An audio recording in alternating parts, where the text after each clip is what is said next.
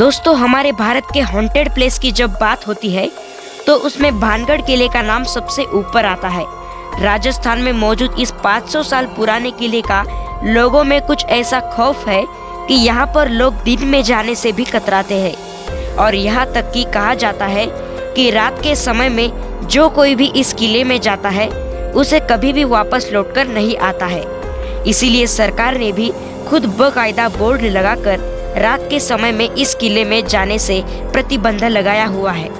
और दोस्तों, खौफ का आलम तो यह है कि रिजर्व्ड एरिया घोषित किए जाने के बावजूद भी भारतीय पुरातत्व विभाग ने डर की वजह से आज तक यहाँ पर अपना ऑफिस नहीं बनाया है। तो भानगढ़ के इस किले का इतिहास क्या है और आखिर क्यों आज इसको इतना खौफनाक और भुतहा माना जाता है, यह सब हम हमारी आज के इस वीडियो में आपको बताने वाले हैं।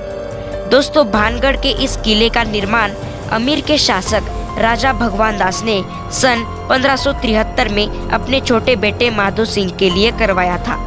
उस समय यह किला पूरी तरह से खुशहाल हुआ करता था, पर इस किले के अंदर वह इसके चारों तरफ लोगों की धनी आबादी रहा करती थी।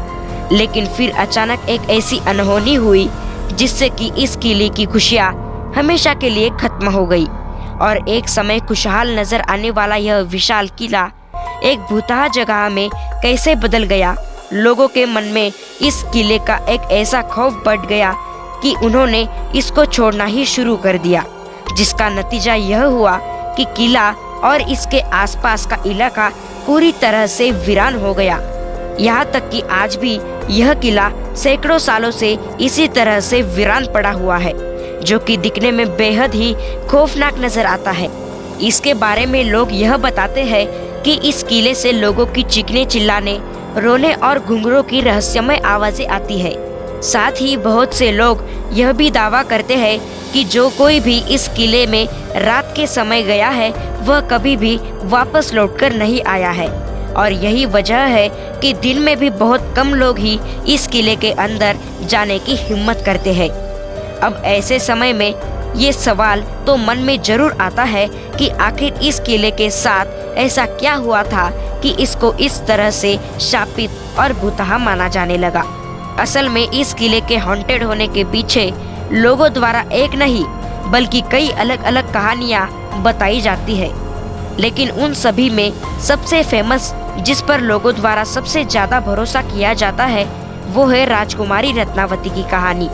कहते हैं कि जब इस किले का निर्माण करवाया गया था तब इसमें रत्नावती नाम की एक बेहद खूबसूरत राजकुमारी रहा करती थी। उस समय राजकुमारी रत्नावती की उम्र 18 साल थी और उनकी खूबसूरती की चर्चाएं दूर दूर तक हुआ करती थी।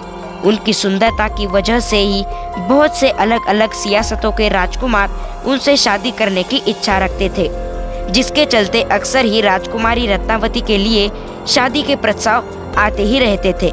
लेकिन राजकुमारी ने तब तक किसी का भी प्रस्ताव को स्वीकार नहीं किया था।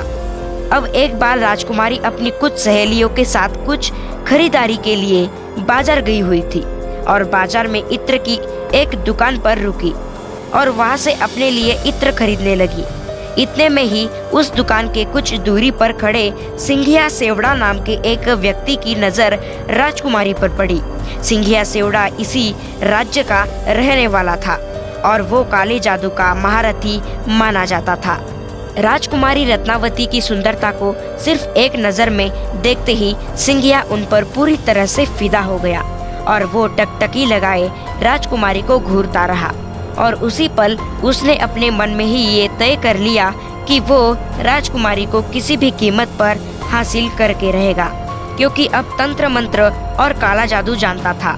इसीलिए उसने राजकुमारी के पसंद किए हुए इत्र की बोतलों में से एक बोतल चुपके से उठाई और उस बोतल पर कुछ तंत्र मंत्र करके उसे धीरे से वापस उस जगह पर रख दिया।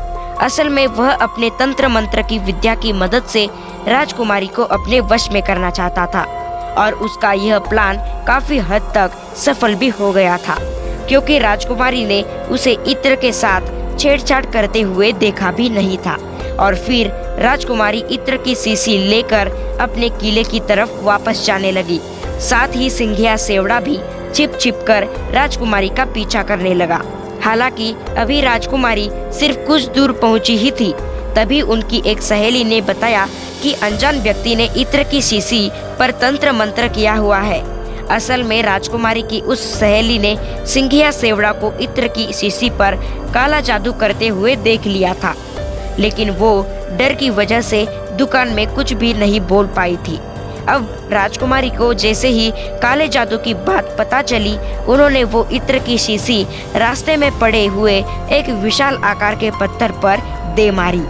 पत्थर पर पड़ते ही वो शीशी टूट गई और सारा इत्र उसी पत्थर पर बिखर गया। और दोस्तों, इस तरह से इत्र पर गया वो काला जादू उस पत्थर में आ गया, जिसके बाद से वह पत्थर खुद व खुद लुढ़कते हुए सिंघिया सेवड़ा की तरफ बढ़ने लगा। दरअसल सिंघिया ने उस इत्र पर ऐसा जादू किया था कि जो भी कोई उस इत्र को लगाता, वो खुद ही उस तांत्रिक सिंघिया की तरफ खींचा चला आता। क्योंकि अब वो इत्र पत्थर पर लग गया था, इसीलिए वो पत्थर तेजी से उसकी तरफ ही बढ़ने लगा और पत्थर ने लुढ़कते हुए उस तांत्रिक सिंघिया को कुचल दिया, जिससे कि उसकी मौत हो गई। लेकिन मरने से पहले सिंघिया सेवड़ा ने यह शाप दे दिया कि राजकुमारी समेत इस किले के रहने वाले सभी लोग जल्द ही एक दर्दनाक मौत मरेंगे और उनकी आत्माएं हमेशा के लिए इस किले में भटकती रहेगी। इस हादसे के कुछ ही समय बाद भानगढ़ और उसके करीबी राज्य अजबगढ़ के बीच में एक युद्ध छिड़ गया था। और दोस्तों, अजबगढ़ की सेना बहुत ही ज्यादा शक्तिशाली थी, जिसके चलते उनके सिपाही भानगढ़ के किले में घुस गए और किले में मौजूद हर एक पुरुष, महिला और यहाँ तक कि बच्चों को भी मौत के घाट पर उतार दिया, जिसमें कि राजकुमारी रत्नावती भी नहीं बच पाई थी। और दोस्तों, कहते हैं कि इस खतरनाक कत्लेआम के बाद से ही यह किला शापित हो गया था और उस नरसंहार में मारे गए मासूम लोगों की आत्माएं किले के अंदर ही भटकने लगी। दरअसल किले के आसपास रहने वाले लोगों को अंदर से अजीब अजीब आवाजें आती थी और साथ ही किले की तरफ जाने वाले लोगों को गायब होने की घटनाएं भी अक्सर सुनने को मिलती थी। और दोस्तों, इन सभी चीजों के चलते ही किले के आसपास रहने वाले लोगों ने भी अपनी बस्तियां छोड़कर दूसरी जगह पर रहना शुरू कर दिया था। और देखते ही देखते यह किला और इसके आसपास का इलाका पूरी तरह से वीरान हो गया। वैसे दोस्तों, आपको क्या लगता है, यह किला सच में भूतहा है या नहीं? और क्या आप लोग भूत प्रेत में विश्वास करते हैं? हमें कमेंट करके जरूर बताइए। आपका बहुमूल्य समय देने के लिए बहुत बहुत धन्यवाद। मिलते हैं अगली वीडियो में। धन्यवाद।